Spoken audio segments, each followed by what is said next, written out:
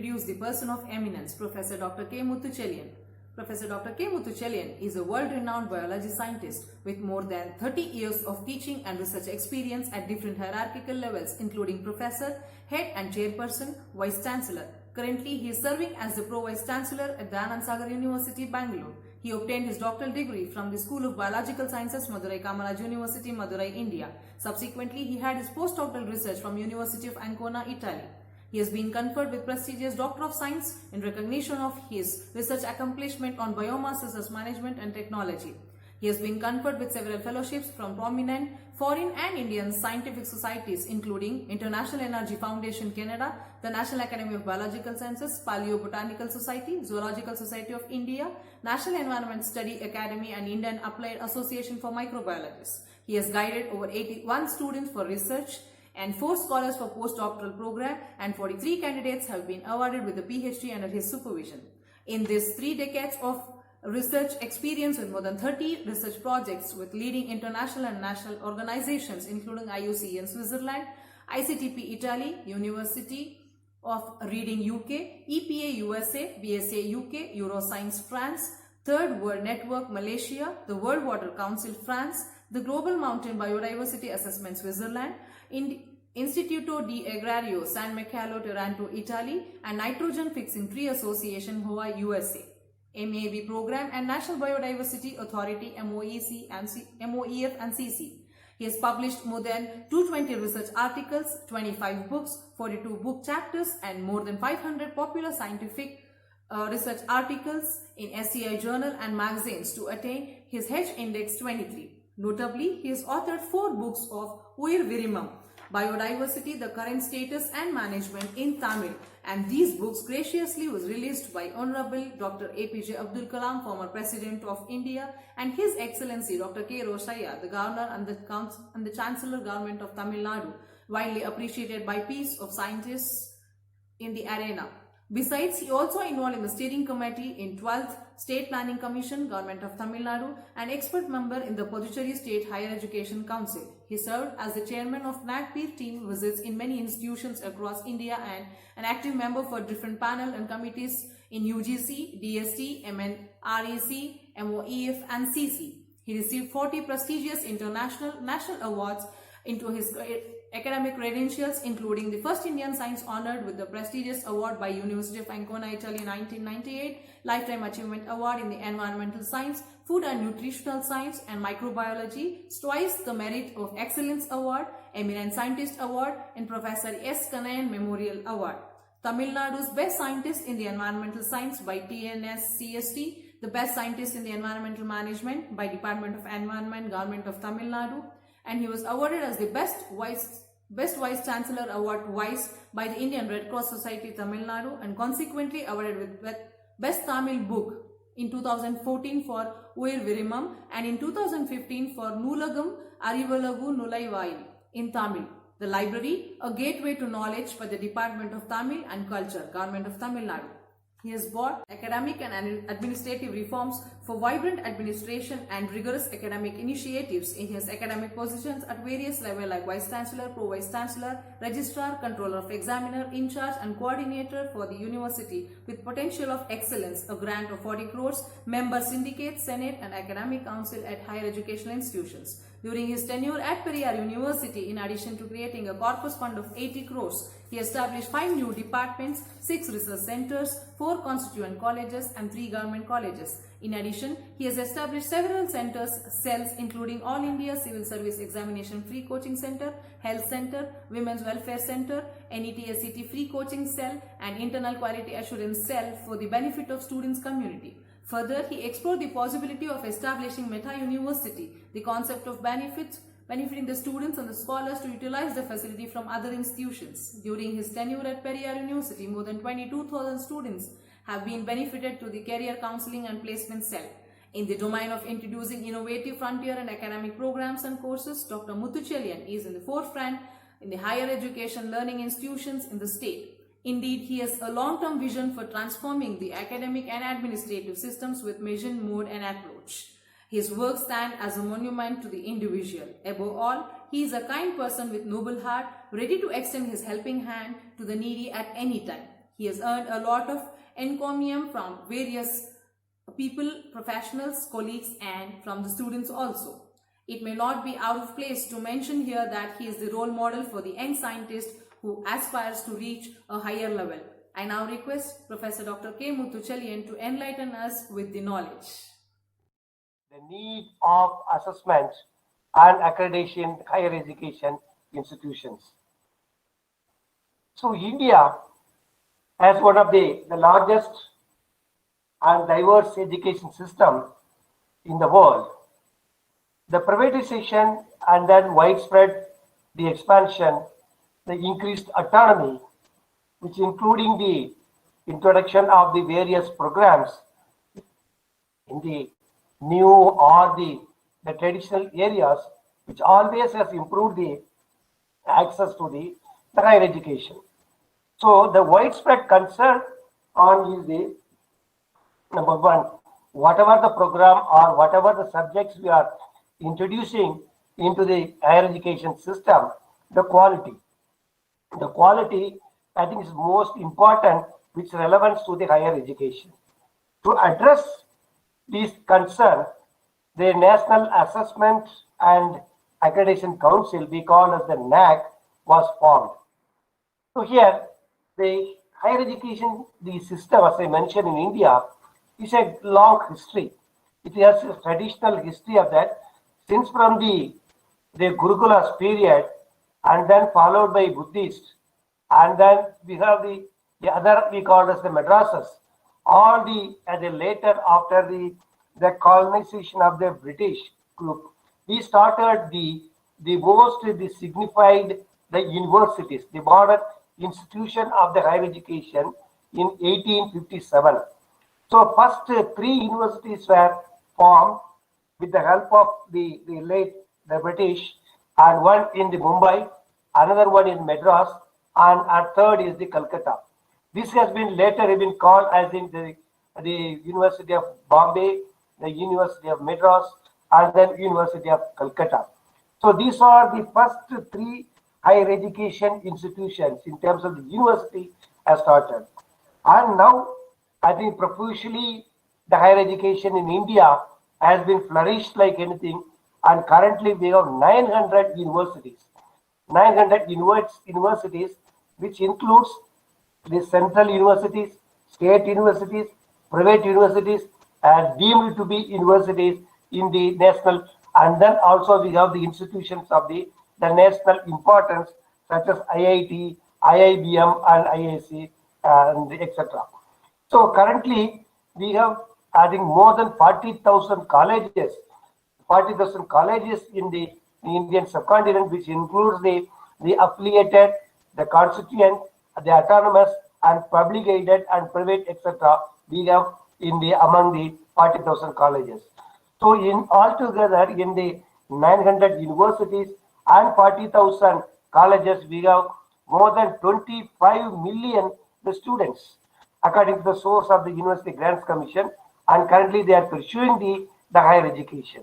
So the higher education is the concurrent list of the union government here, and the national and provincial the governments are we call as the state governments have a role of play in this sector.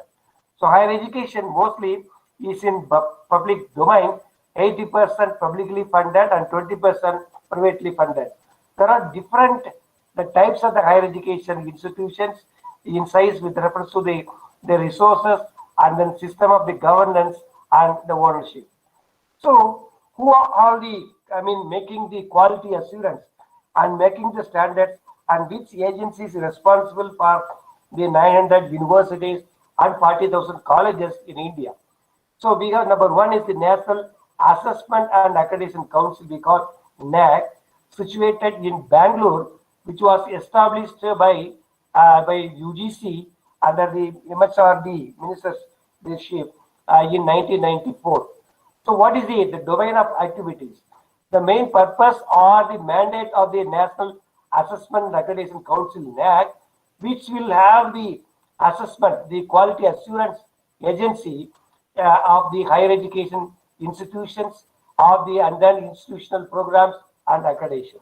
And second accrediting body is the National Board of Accreditation. The first one will be mainly for the arts, science, and humanities, and which includes in the 900 universities and 40,000 colleges. And again, the second one is the National Board of Accreditation, we call it shortly NBA, again, which is established by AICTE in 1994, and main purpose of the this agency NBA is to accredit the technical education. So the program accreditation mainly here. And third one is the accreditation board. Again, other than the normal, the technical and then other the arts, science and humanities, the institutions. Now this is exclusively for the agricultural sciences.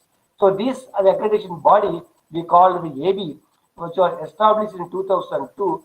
Under the the aegis of the ICAR, and mainly it accreditates the agricultural education in the agriculture universities and colleges, which includes the program and institutional accreditation.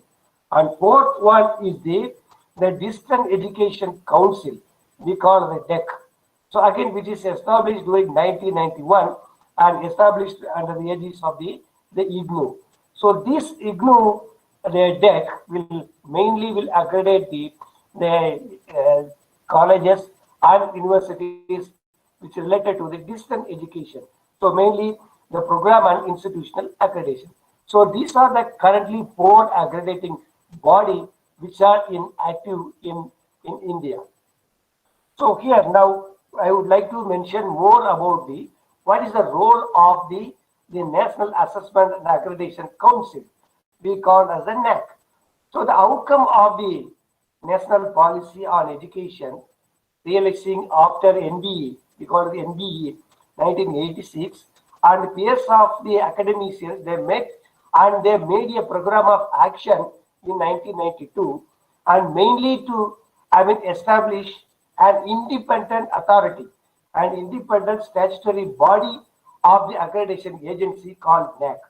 So under the policy of that one, the NAC was established in 1994, which is again is an independent, as I mentioned, autonomous body by the UGC of the MHRD. So the main mandate of the NAC is making quality assurance. So altogether, main purpose and the objective is to make the quality assurance an integral part of the functioning of the any higher education institutions.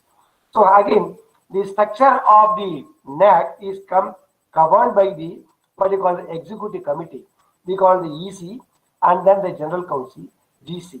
So these are the 2 councils which have been here, the governance of the NAC. So in addition to that, we have also the representatives from the MHRD, UGC, and institutions of the higher education in its both of the executive committee and the general committee and general council. So this both the council, and finally after submitting the NAC report or the evaluation, these 2 bodies has to approve the quality of the various institutions in terms of the accreditation. So what is the vision of the NAC?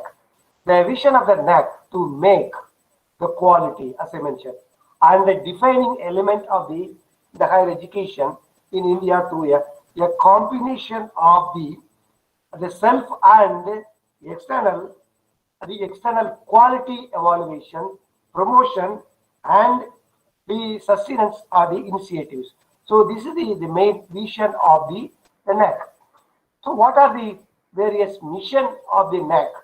So the lot of the standards has been set as the mission of the NAC. So mainly to arrange the periodic assessment and accreditation of the institution.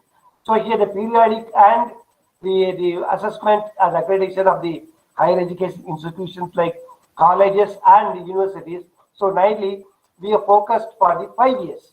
So 5 years of the tenure. Again, the overall growth of the 5 years will be assessed in the assessment accreditation period.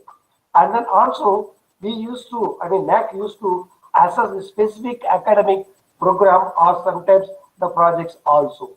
And second mission of the NAC is to stimulate the academic environment, trigger the academic environment for promotion of the quality of the teaching, learning, and research in higher education institutions. And third is to encourage the self-evaluation. As I mentioned in my the presidential talk, the self-evaluation is most important. And then accountability, autonomy, and innovation. What innovation has been created for the students in their own higher education institution, that is college and the university. And then fourth is to undertake the quality related studies. The quality related studies which resembles the research, consultancy, and the training programs, which includes the present FDP program also. So to collaborate with other stakeholders or higher education institution, again to ensure the quality, the evaluation, promotion, and the sustenance. So what are the core value of the NAC? It mainly contributes what the national development altogether. The better in the output in terms of the quality graduation. So and then fostering the global competence among the students. So that has to have been created in that. So top the institution, the top university, or the top college among the global level, that we have to create among the students. Then inculcating altogether a value system among the students. So it's a value system should be adopted, and thereby to produce the worthful the citizen in academic. So that is most important. That's why always the late Prime Minister, the President, Dr. Abdul Kalam used to mention that our mandate of the higher education institution should not be an incubator, just producing the egg and then producing the chick. It should be a producible one in terms of the quality of the students. So worthful citizens to be developed from the higher education institution. That was they always used to mention in every meeting among the students.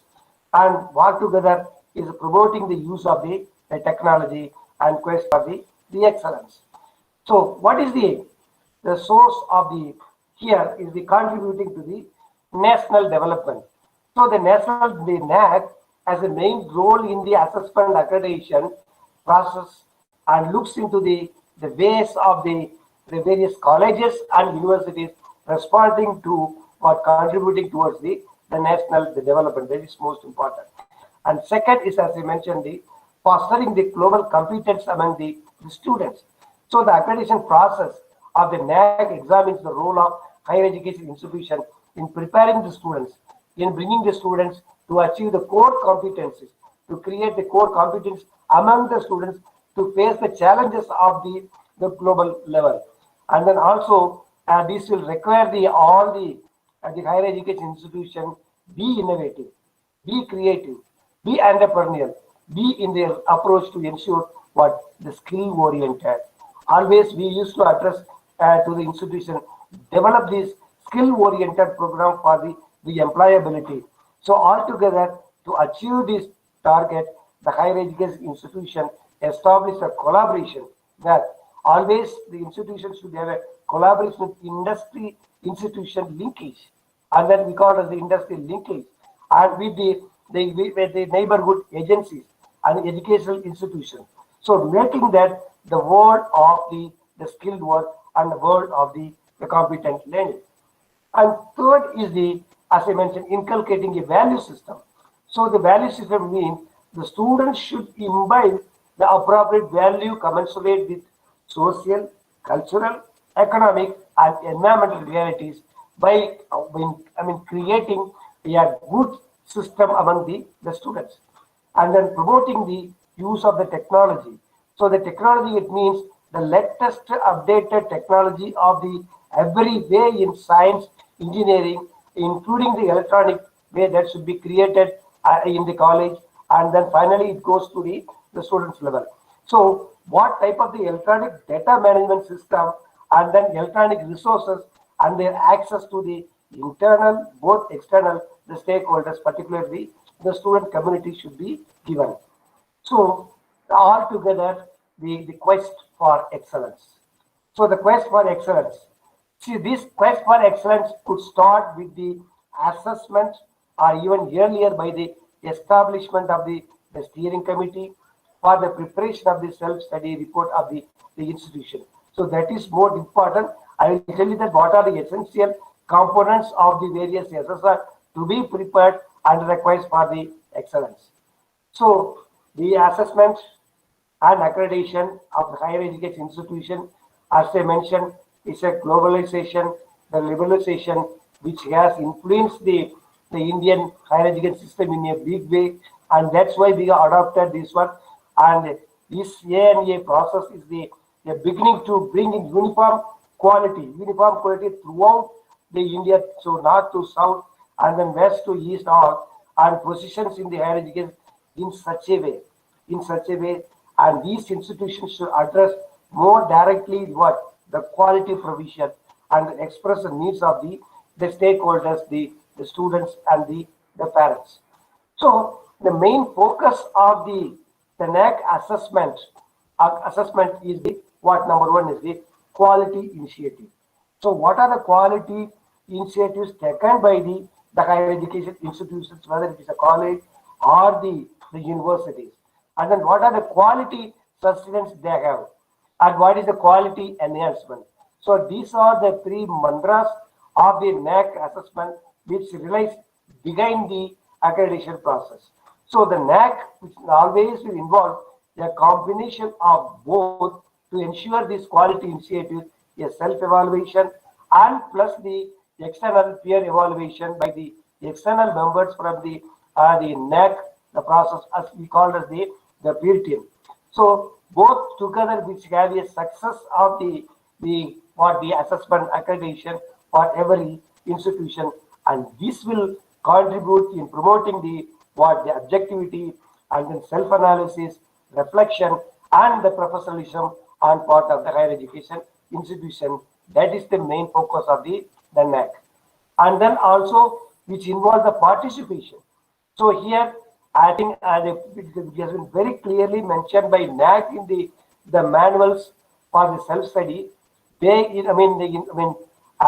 proclaim that the participation of all the stakeholders with the management, with the faculty members, with administrative staff, students, parents, employees, and then community, including the alumni of the institution, they have to take care of the assessment accreditation and thereby and contributing to the overall quality of the particular institution.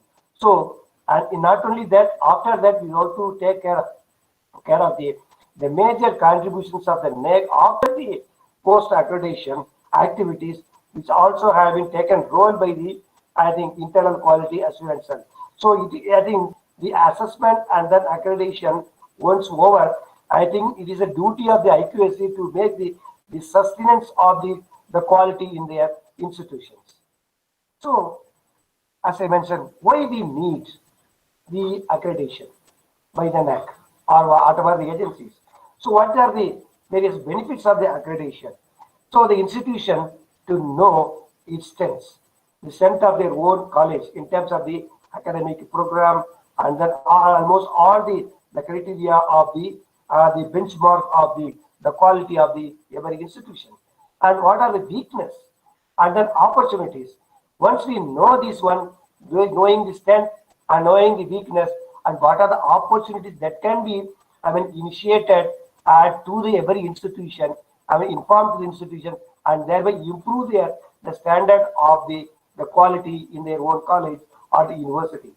And then identification of the internal areas of planning and resource allocation. How much in terms of the resources available, with that how best we can develop the institution. And then collegiality of the collegiality of the campus. And then funding agencies. Funding agencies look for objectives of data for performance, funding from the various external resources for doing the active research to create the research ambience in their own higher education institution. And then also to initiate the innovative and modern methodology of the teaching pedagogy.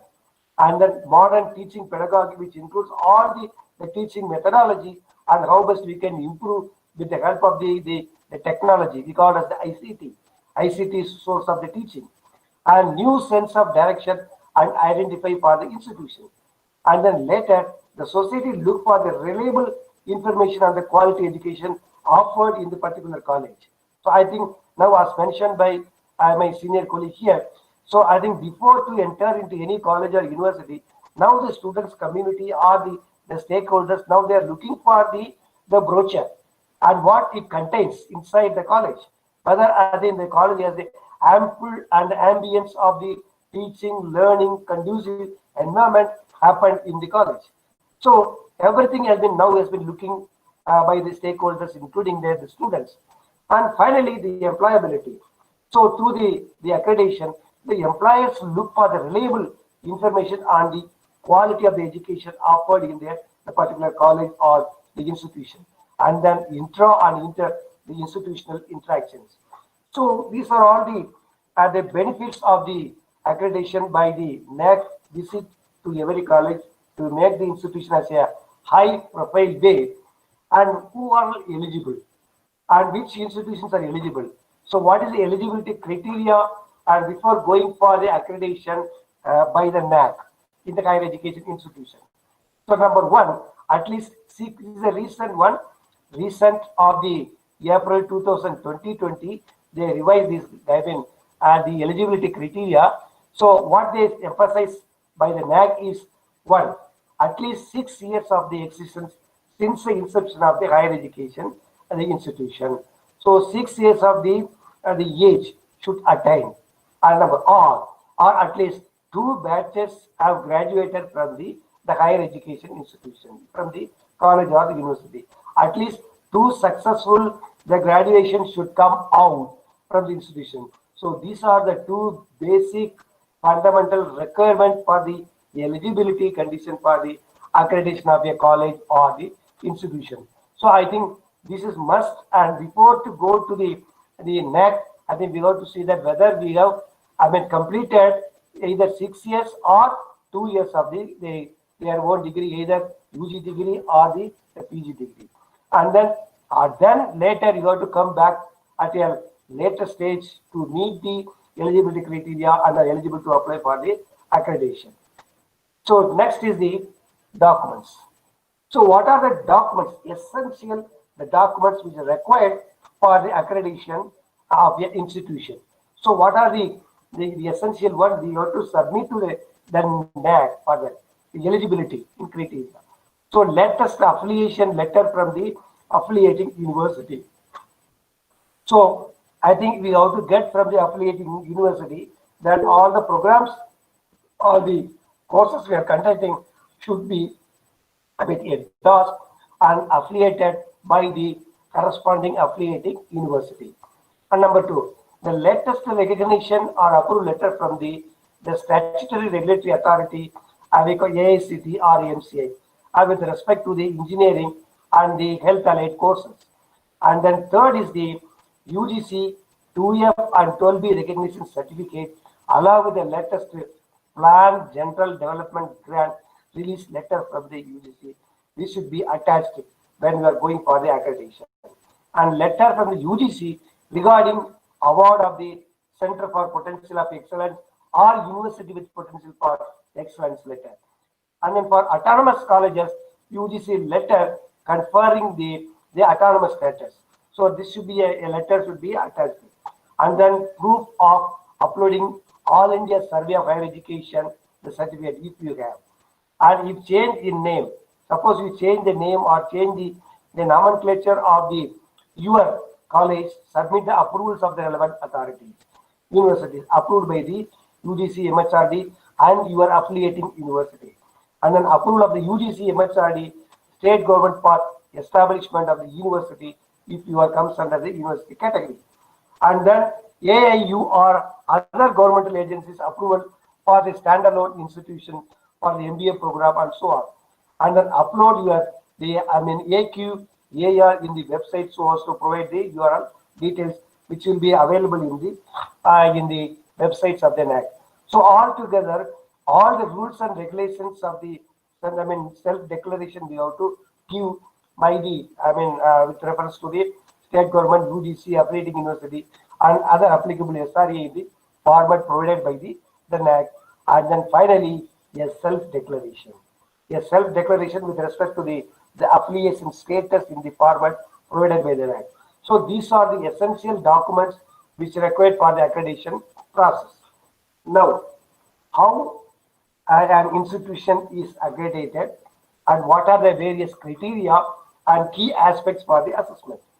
So the NAC has identified with the peers of the experts in various fields. They have identified 7 criteria to serve as the basis for the assessment accreditation of the higher education institution, which includes colleges and universities. So these are the 7 criteria. Number 1, the curricular aspects, and then teaching, learning and evaluation, research, innovations and extension, infrastructure and learning resources, student support and progression, governance, leadership and management. And the 7th is the institutional values and the best practice. So before going for it, you have to submit a report because SSR, and based on all these 7 criteria and what are all you are having in your with reference to the curricular, the teaching learning practices, what are the research, the facilities, etc. All I think all the 7 criteria has to and updated and uploaded in the format given by the NAC. Now we will go one by one what it indicates the curricular aspects. So mainly the curricular aspects which illustrates about the curricular design and development, and it's separate for the university and autonomous, the colleges, and then curricular planning and implementation, and what are the flexibility you have in the academics to the students, whether you have the choice-based credit system in your system, and then you have also other flexibility in the choosing of the electives and inter and intra-departmental electives you have, and then curricular enrichment, how best your curriculum is suited to the students for the employability of the stakeholders. I think whether the curriculum is suited to the need of the international level, and then these always should be ensured, and curriculum should be once in every 3 years should be updated. And finally, we have to get the feedback from the nearly 10 stakeholders, starts from the students, then about the teachers, and then about the college, about the governance of the institution, and then also you have to see that whether the students are worthful to the employability, that we have to get it from the employers, and then also alumni and the parents too. So I think we have nearly 10 questions are now available in the NAC, and altogether, so the diversity and academic flexibility aspects on career orientation, multi-skill skill development, and involvement of the stakeholders in the curriculum updation, and also the cast under these criteria is altogether taken for the assessment in the first criteria. Criteria number 2. So here the teaching, learning, and evaluation. So it deals with the efforts of the institution to serve the students of the different backgrounds and abilities through the effective teaching, learning experiences. What you have. So it mainly what type of the learning practice you have been given, and what type of the teaching methodology we have been taken, and whether we have a think tank, a methodology, investigation, and then how we have been doing that either by interviews or among the group discussion or the focus group discussion, debates, projects, presentations, experiments in terms of the laboratory, and then practicum, internship, and application of the ICT. So what modern technology you have been using for teaching apart from the chalk and the blackboard methodology are important consideration in this teaching learning evaluation. So here, in addition to that, we have also been seeing that how the students are enrolled and how you are focusing your enrollment through various means, through advertisements and then publicity of your college, and stating your college has been already imparting the higher quality education by obtaining a good grade earlier, and then profile of the students. Then what are the various the students' diversity and where you are, whether within your area or within your nearby area or from the neighboring, district or neighboring state or neighboring country. I think students' diversity should be maintained here for the good diversity for the evaluation in the criteria too, and what are the various teaching learning process offered, and also they have to see the teacher quality, whether the teachers are having the quality as prescribed by UGC, whether your college when the teachers are having the quality in terms of the minimum standard of the quality for the appointment, whether you are following that one PhD. So PhD is most essential for the basic requirement, or you have to pass in the nationalized the examination conducted by the nation or UGC or the CSIR or by the state government.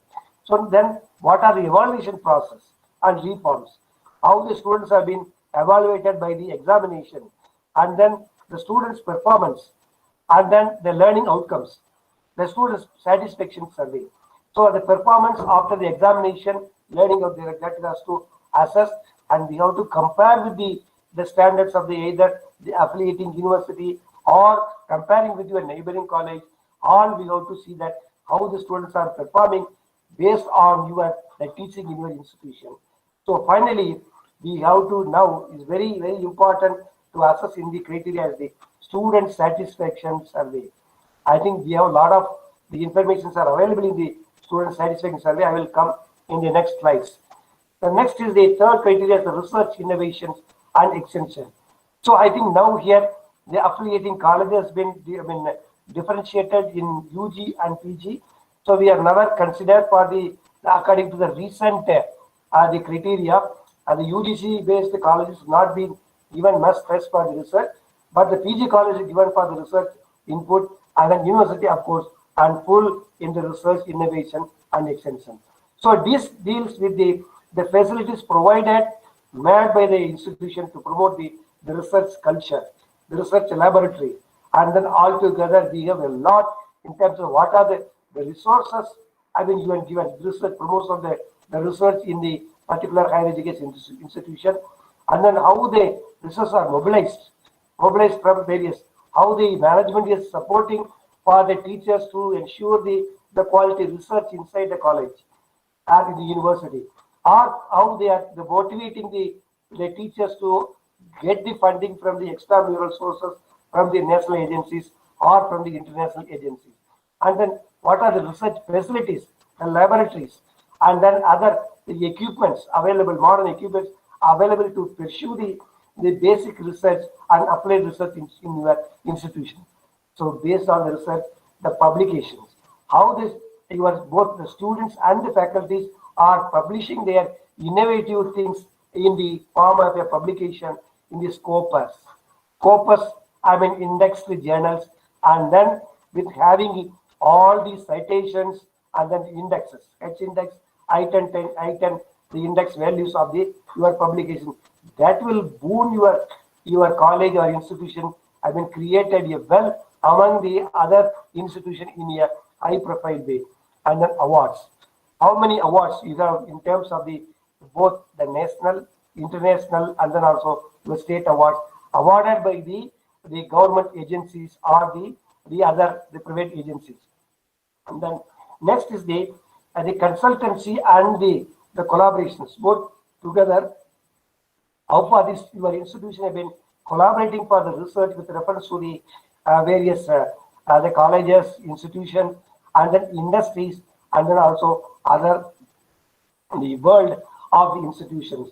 So for the internship, so many colleges and many universities now have been collaborating with the neighboring countries for the internships. They are allowing the students to go abroad and have the internship there, and finally they will get a boon for either they can improve their life skills of their the host institution, and then later they can get a higher education or the employability in the other countries. So thereby the consultancy and collaboration area altogether have a meaningful for the students in the accreditation of the innovation system, and finally the extension activities. How best the institution have been taking role in the social responsibility in the country or in your area. So this will have a more input for how best your students are involving the NSS, NCC, and then ORC. So similar way that, and then also adopting a village, and how best your knowledge has been, useful to the land. We call it the lab to land program. How many programs you are conducting, for which how much awards you got, for the recognition of your outstanding service in the extension activities and institutional social responsibility. So altogether, these three, the category is very, very important. I think as far as our experience, most of the institutions has to get low grades or low point only for this type of the research and third criteria. I think we used to always the emphasize says that you have to concentrate more on the criteria 3 for all these things. So that way, I think we have to give more input for the criteria 3 of our research. And fourth is the infrastructure and learning resources. And here mainly what are the adequacy and optimal use of the facilities available in your institution for conducive learning and then doing the practice of the laboratory. So here it requires information how every constituent of the institution, for example, the students, teachers, and staffs benefit from the facilities what we have in this. So here I think we have to meet the facilities not only for the present and also for the future. And altogether, what are the physical facilities? Physical facilities means the classroom. How much your classrooms are equipped with all the teaching arrangements, and then for seating arrangements, and then how best you have your classrooms having the IT infrastructure. We call the smart classroom facilities for learning the resources other than your the traditional method of learning, and then how you are maintaining the campus, a green campus. Even we have to analyze the green audit of the campus, and then also we used to analyze the energy audit of the campus of it. Altogether, the campus should be clean and eco-friendly by adopting the various technologies. And again, the second is most important is the library. So library is a learning resource. How much your library has been equipped and with modern, including the e-books, and then now the facilities have been provided by the UGC, InflipNet, and also the various South Ganga projects. So how the institutions you have having the facilities for learning your books, both are what we call as the hard and soft copies of the books availability in your college or the university. And then also we used to look at the visitors. I think every college should see the visitors of both the students and faculties visiting in a library. That also will be taken account in the criteria of the assessment. And then fifth is the student support and progression. How the students acquire the meaningful experience for learning at the campus is most important here. So what type of the the mentoring support have been given to the students, and what type of the mentoring activities have been held, and whether you have all the student benefit cells and centers you have for doing the active participation of their learning in their own college and universities. And then later we will perform the students' progression. After graduation, how many students are entering into the higher education, and how many of them are going for abroad, and how many of them are going for research, and how many of them are starting their own entrepreneurship program in their own skills. So these all will be studied in the student progression, and then student participation and activities, as I mentioned, which includes all the extracurricular activities, which include the sports, NSS, NCC, and then all the other activities. Not only that, also the participation in the national parade of the Republic Day, and then also participation of the local in the government, the participation, all will be considered in the student support and progression of the criteria. And sixth is the governance, leadership, and management, which is mainly for the practice of the institution, how the college and the university is planning the limited human resources, and then requirement, training, performance appraisal, and then financial management, and the overall the leadership in the institutional building has been assessed. I think what are various strategy they use, they developing and deploying in their own college or universities, and then how the faculties are recruited, as I mentioned, with just the minimum standard of the qualification as required for the teaching in their own college, and then how they are managing the mobilization of the resources, and finally, how all these systems have been having individually what type of the vision and what type of the mission and what type of the leadership they have in their own college to lead their own college and university to way forward further as compared to the world level and compared to the international universities, and then for in terms of the quality and the sustenance of the assessments. So, and finally is the internal quality assurance system. Every college should have a system we call the internal quality assurance system. The purpose of the IQAS are self-regulated, the responsibility of the every institution, and it is will give you for the continuous improvement of the quality and achieving academic excellence in their own college. And again, this should be very, very mandate for every institution. And this will be again, this the IQAC should monitor academically by auditing.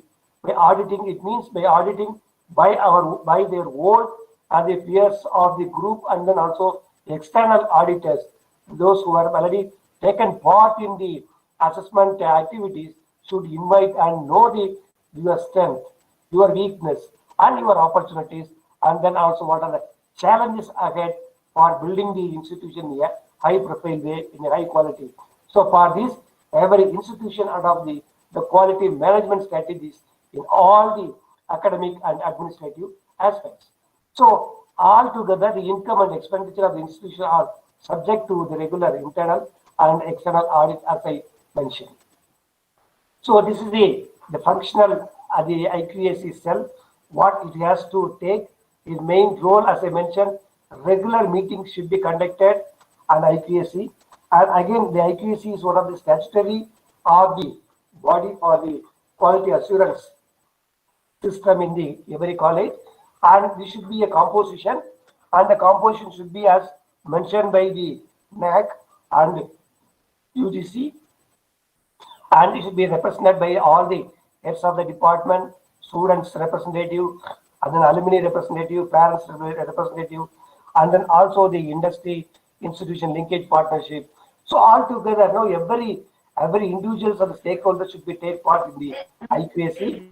And then here, by the IQAC, every year they have to submit the annual quality assurance report IQAC to NAC, and then coordination of the cells. I think I will tell what are the cells or centers to be developed in every higher education institution. And feedback system should be, as I mentioned, there are 10 feedback questions are available as mentioned by the NAC that was to assess, and then academic administrative audit should be conducted every year. That should be uploaded in the websites of their own college and the university. And then at least minimum the 2 quality enhancement workshops to be organized in every institution per year, every year. And in addition to that, the NAC sensitization program for the students, teachers, administrative staff, parents, alumni, stakeholders. I think we have to conduct the why we need of this NAC or the quality the assurance system in every college or university, that has to give the awareness to the students and the other stakeholders. And then IPSC seminar should be conducted among the teachers, administrative staff regarding the projects, industry linkage, publications, administration, including the IPR related issues, workshops, and finally, and also we have to think not only the NAC, and also every year we have to involve or at least participate in the NIRF ranking and ISO certification for the quality sustenance in every institution. So these are all the targets of the IQAC cell. And I think this is most important. Every college and institution should have the capability enhancement and development schemes with reference to cells and centers should be here.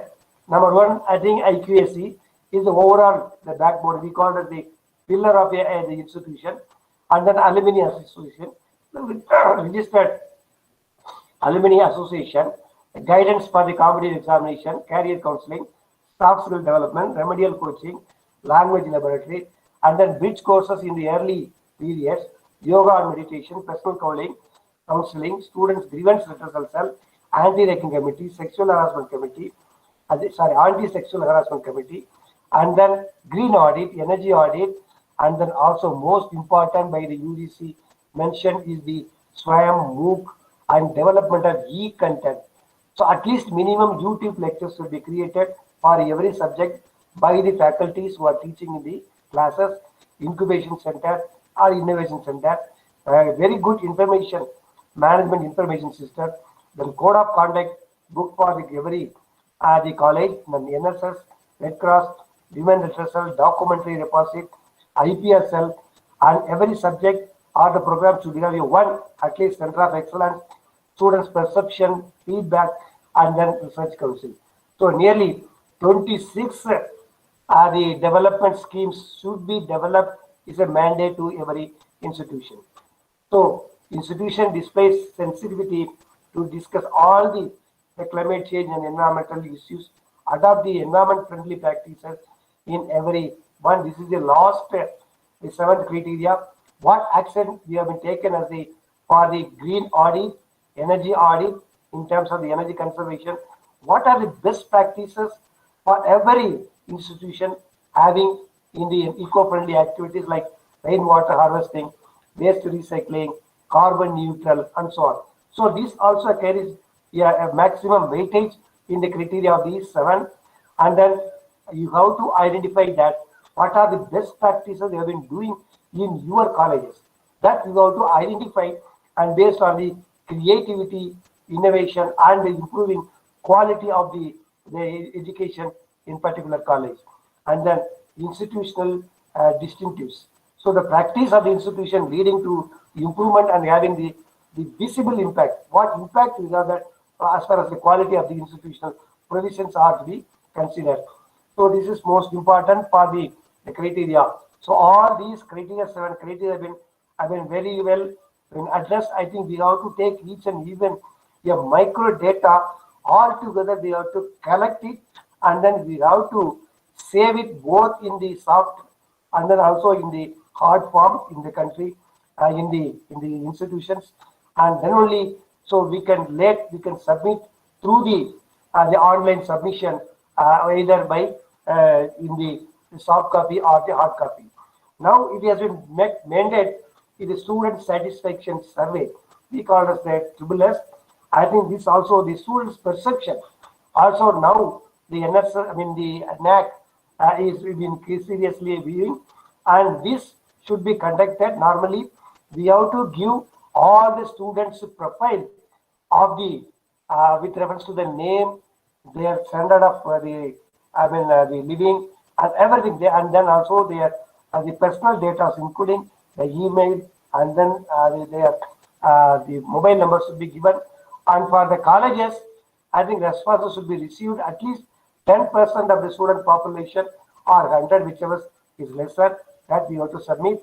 And for universities, 10% of the student population or 500, whichever is lesser. This will be regularly doing for every accreditation in colleges and through the online. So we have to provide the entire database of the students with email, mobile numbers, and at the time of filling of the online SSR report, and the NAC will assess from the domain itself. I think they will contact as I mentioned, the percentage, and they will contact the student, and they have to give the opinion, the perception of your college for the accreditation. So this will be completed within 1 month after its initiation. So what the net are the new assessment outcome which emphasize. Earlier, the only what you call it, the offline mode of the evaluation has been done. We used to visit to the particular college, and then we analyze all the 100% of the 7 basic criteria with reference to all. We used to give in the report. Now the system has been changed, and the assessment accreditation outcome, which includes two components. One is the qualitative component, another one is the quantitative component. The qualitative part of the outcome is the pre-team report, and the quantitative part of the includes a cumulative grade point average, we call it CGPA, a letter grade and a performance descriptor, which will be assessed by through the online.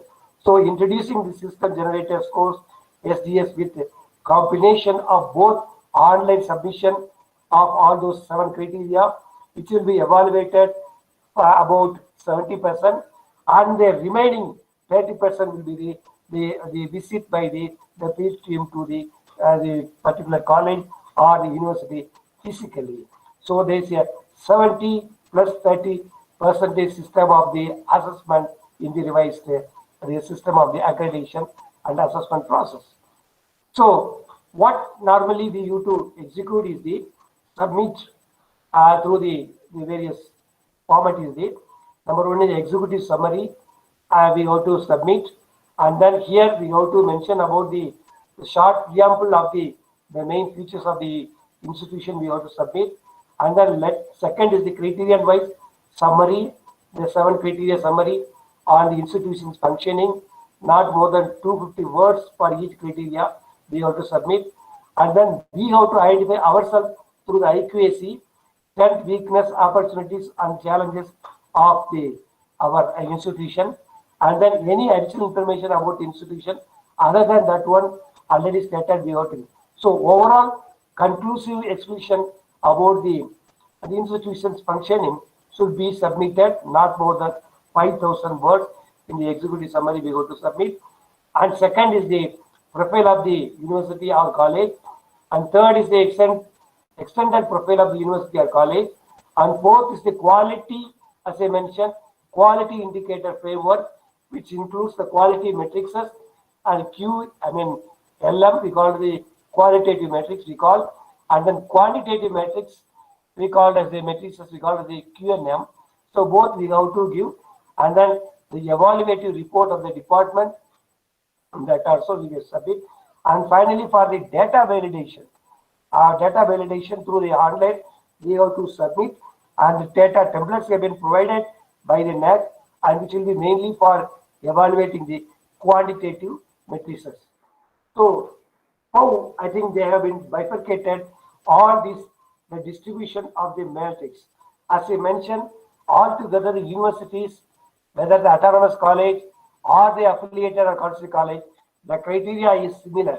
All the 7 criteria are similar, and among that one, the key indicators they have identified is the 34 for universities, 34 for autonomous college, and 31 for UG college, and 32 for the PG college.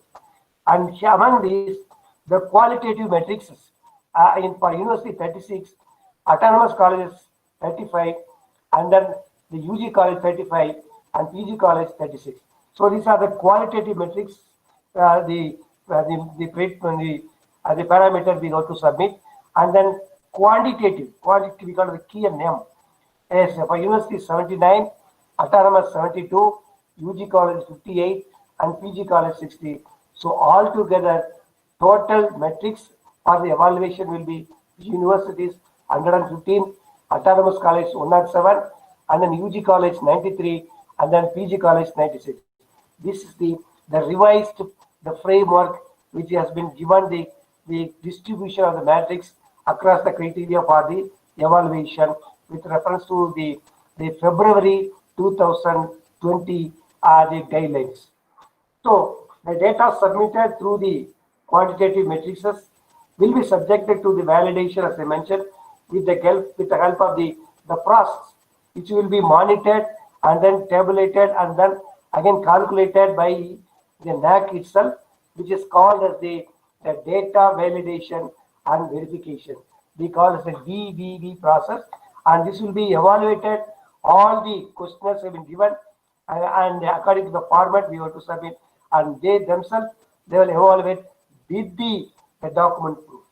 I think document proof is very much essential to validate all the data in the quantitative matrices, and it's all together they will calculate for 70%. And next, for 30%, the responses to the qualitative matrices will be reviewed by the peer team on site. They will visit personally to every institution after the institution clears the pre-qualifier the stage, and they will be assessed for 30%. So altogether 70 plus 30 will be total pooled, and finally what they will give you the weightages based on that they will give the grades. And these are the individual key indicators how much they will be allocated for everyone. Altogether the total is the same 1,000 for all the university, autonomous colleges or affiliated colleges. With respect to every individual criteria, they distributed for curricular aspects 150, and then teaching, learning, evaluation 200, research, innovation, extension 250, and then all the other criteria 100 each. So come to the autonomous colleges. Almost the curricular is same to the university, and then teaching, learning is 300 more, and then research, innovation 150, and rest of the key indicators and weightages are the 100 each.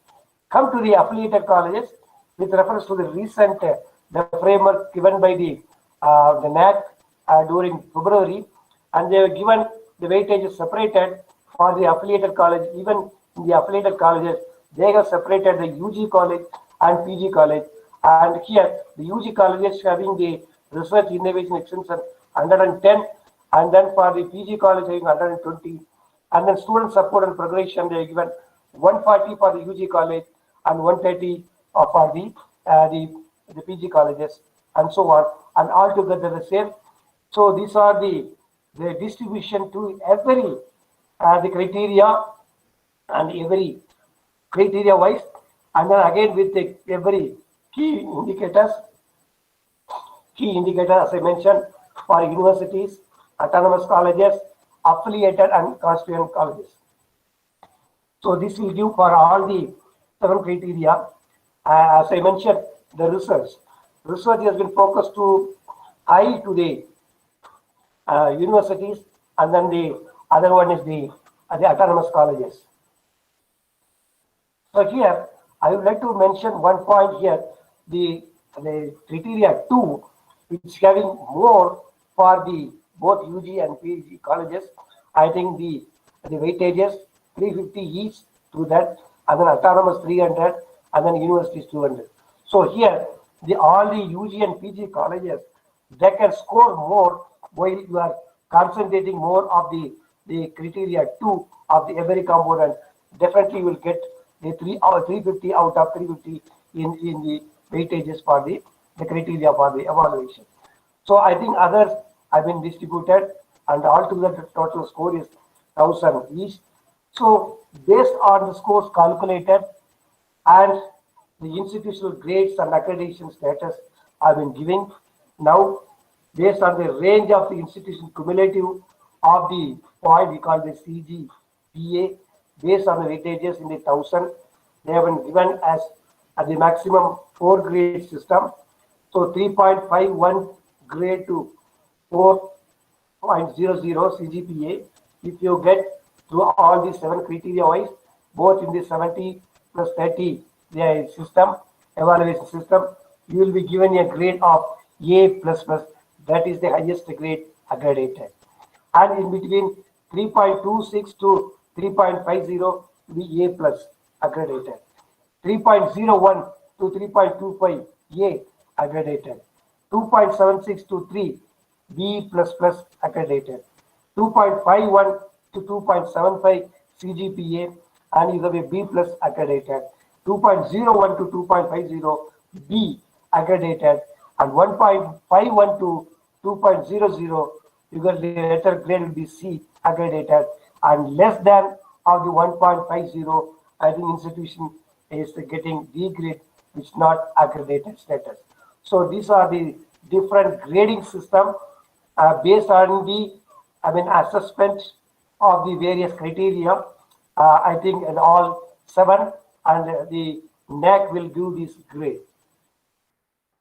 So the assessment, the outcome will be the peer team report, the qualitative and descriptive assessment, and the overall analysis, recommendations, and then they will give the graphical representation of the based quantitative matrices, and then graphical presentation of the other the quantitative indicators, and then institutional grade sheet, which is based on qualitative indicators, quantitative indicators, and again the calculation of the student satisfaction survey using the existing calculation method. So for calculation of the grade sheet, both the qualitative, quantitative, and student satisfaction survey all will be calculated and the assessment will be given. So these are the assessment outcome of the every college or the university. So what is the impact? So it will generate the accreditation and assessment will generate more interest and concern about the, and as I mentioned, quality assurance. Quality assurance among the stakeholders, students, alumni, and then also the parents. And it will again, this assessment will create better understanding of the quality assurance and among the higher education institutions in the country. And then, well, I think it also will trigger the quality assurance activities, and it will help in creation of the institutional database, which all will help the other funding and regulatory agencies to take some of the steps based on the assessment outcomes. So these are the impacts of the accreditation and assessment. So what the lessons? So we know that the national government is very keen in maintaining the standards and the quality in every institution. And now we have been competing with the international level of what type of the teaching, learning, and then also the community environment we have been given and how much resources we have been allocating. I mean, every year through the MHRD, they have been inculcating the knowledge of their particular domain of the subjects. So we have a lot of lessons. So what we have, these are the lessons.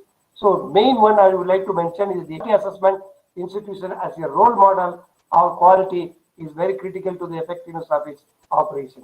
So here the involvement of the academia is critical to their acceptance of the external assessment activity by the NAC, and altogether the process is very transparent for that.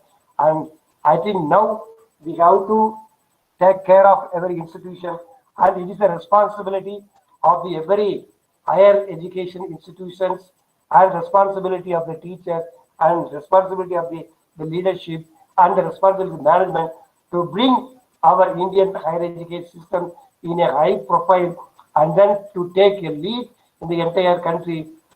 So we have a population of more than 135 crores and bring that our India into a number one and which is equal to the global level in the entire arena. So with this, I thank everyone for their patient hearing. We must be the change that we wish to see in the world, according to Mahatma Gandhi. Thank you. Thank you.